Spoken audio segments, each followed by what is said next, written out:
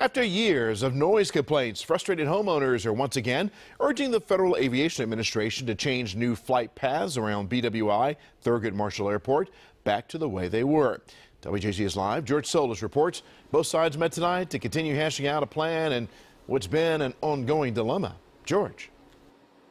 That's right, Vic. Good evening. This isn't a problem unique to Maryland. After the FAA launched their next-gen plan aimed to modernize air traffic, noise complaints began popping up across the country.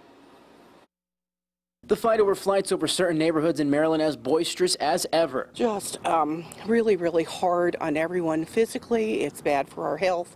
It's terrible for our property values, and it needs to go back to the way it was. It's a sentiment that's been echoed through the years now from frustrated homeowners in both Anne Arundel and Howard counties. They've been impacted since the Federal Aviation Administration began revising flight plans across the country. The FAA-led next-gen system meant to modernize air traffic, making flying safer and more efficient. Homeowners say that's all well and good, unless you're the one living under it. It seems to get worse every day. In recent years, Maryland's governor and attorney general have been called in to help, the governor at one point directing the AG to file a lawsuit against the FAA. Tuesday, the governor's office telling WJZ he still wants legal action taken immediately. Frustrated homeowners say that if change doesn't happen soon, they will take legal action. The Maryland Attorney General's office telling WJZ they've taken the necessary steps to determine if they will join in on the fight. The AG has to get it right.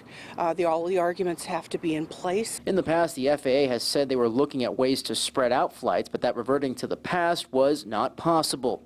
At a roundtable meeting Tuesday, FAA reps and homeowners meeting once again to try and find common ground on the issue. In a statement to WJZ, the FAA writes in part they are committed to working with the roundtable to adjust and refine existing procedures and to create new ones where possible to address concerns.